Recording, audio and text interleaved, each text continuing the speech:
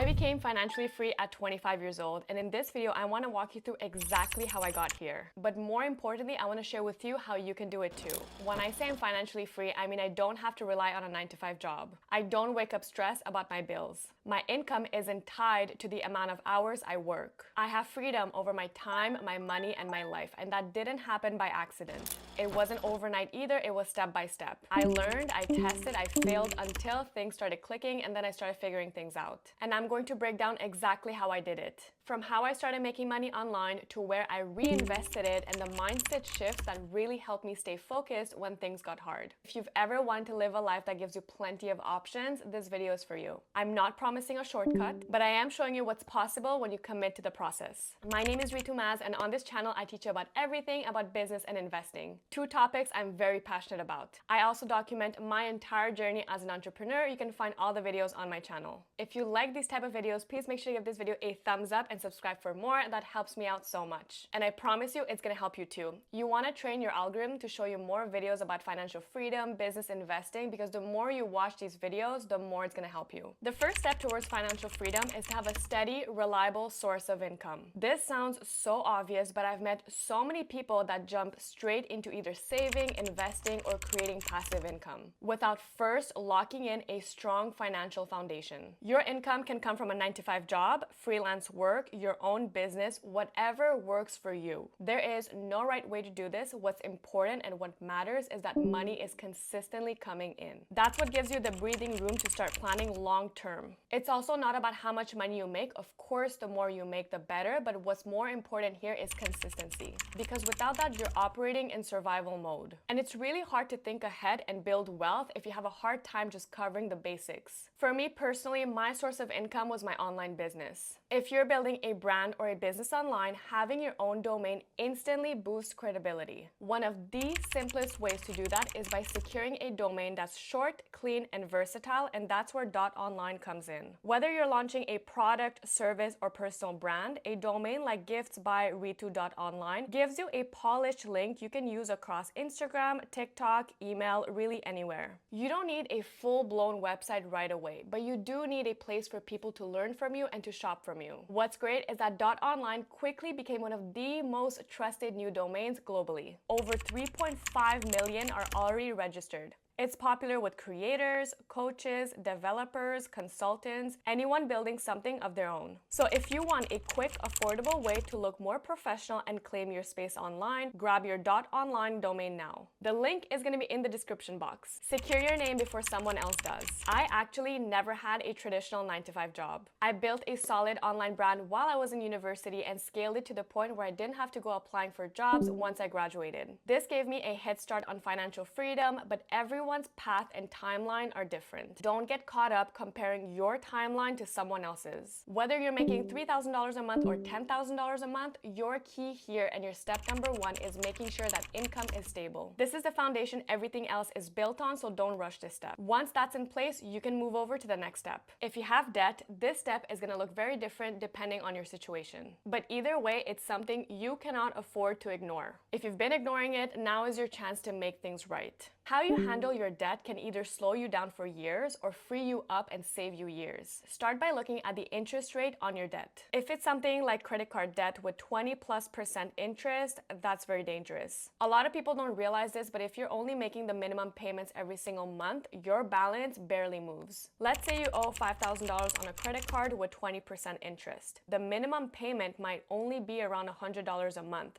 But most of that is going towards the interest, not your actual debt.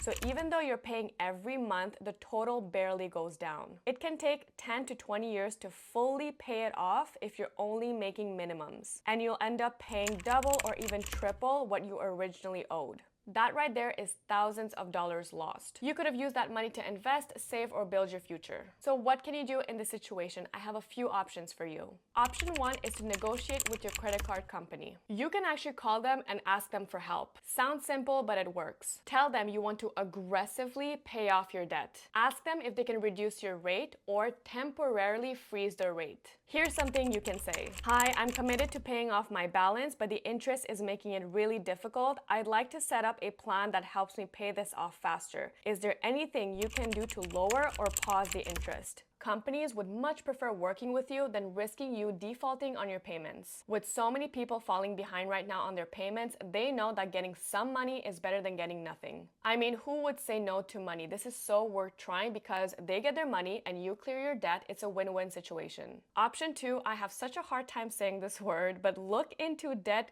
consolidation or balance transfers. I think I got it. You might be able to move your debt to another card for 12 to 18 months at 0% interest. That gives you such a big window to aggressively pay down your debt. Just make sure that you understand the transfer fees before jumping into it. There can be some hidden fees, so always make sure to read the terms and conditions. Option 3, prioritize paying it off completely. If the interest is high and the first two options did not work, this becomes your absolute top priority. Forget about investing and saving. Pay this off first. Now, if your debt has a low interest rate like 6% or below, the approach is different. Let's say your student loan or personal loan is sitting at 4 to 5% interest. You could aggressively pay it off, but financially that might not be the smartest move.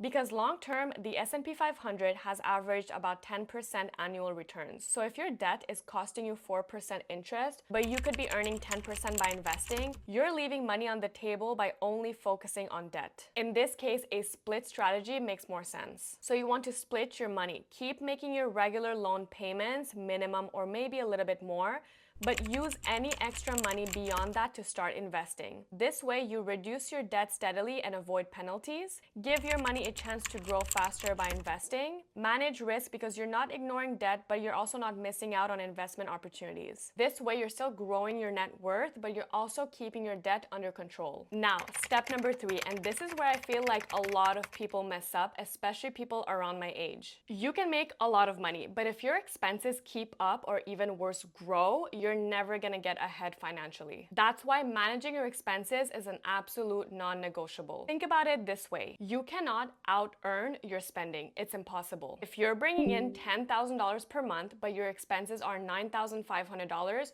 you only have $500 to save and build your future. That's barely anything. The key to building wealth is not just increasing your income, it's keeping the majority of what you make. I'm someone who loves nice things. I can be a shopaholic, I love to travel, I love nice things. Yet, there was a time when I was in university, I was bringing in $50,000 per month, yet, I was only spending about $2,000. Why? Because I had goals. I wanted to invest in other things and I knew that was not going to be possible if I spent all my money. So I developed a system. It wasn't easy, but I kept reminding myself my goals. And just a little piece of advice for you, if you have a hard time managing your expenses, make sure to be very, very clear with your goals. Maybe create a vision board with your dream house, your dream car, and all that. And the more you see it, the easier it's gonna be to do these things. Sometimes just wanting financial freedom is not enough. First thing I did is I tracked my money. You cannot manage what you can't measure. So I used a budgeting app to track my expenses. Seeing the numbers clearly really made me realize where I was wasting money. I'm not even joking. I used to have 2 Netflix memberships with 2 different credit cards, and I didn't even realize it until I started tracking my money. Your tracking might surprise you too. Number 2, I set budgets per categories. This is mainly for your wants. I gave myself limits for shopping, traveling, and other expenses. That way, I could still enjoy without feeling guilty. I just want to say there's absolutely nothing wrong with spending money as long as the way you're doing it aligns with your goals. And the third thing really helped me, and that's prioritizing what really matters. And this is again for your wants. I ask myself, what truly adds value or joy to my life? For me, there were 2 big things: fitness and trips. I cannot cheapen out on those 2 things, and they make my everyday life better. I love a luxury gym. It motivates me more to stay in shape. And when I travel, it has to be a nice resort or a nice hotel. So I knew those 2 things would be more expensive, so I cut down on other categories like shopping. If this is hard for you, just remember this is temporary. One day, you're not gonna have to prioritize your spending anymore. I don't budget or track my spending anymore. I reached a point where I'm comfortable comfortable and I can spend money. And that will be you too if you take this seriously. Remember, delayed gratification is everything. Fourth thing I did is I automated my savings and investments. I set up automation so the moment I got paid, some of the money would be transferred into those accounts. The fifth thing is living below your means even when you can afford more. Just because you can spend an extra $1,000 on eating out doesn't mean that you should do it. Controlling expenses isn't just about numbers, it's also a mental shift. Instead of thinking, I deserve to spend this because I earned this,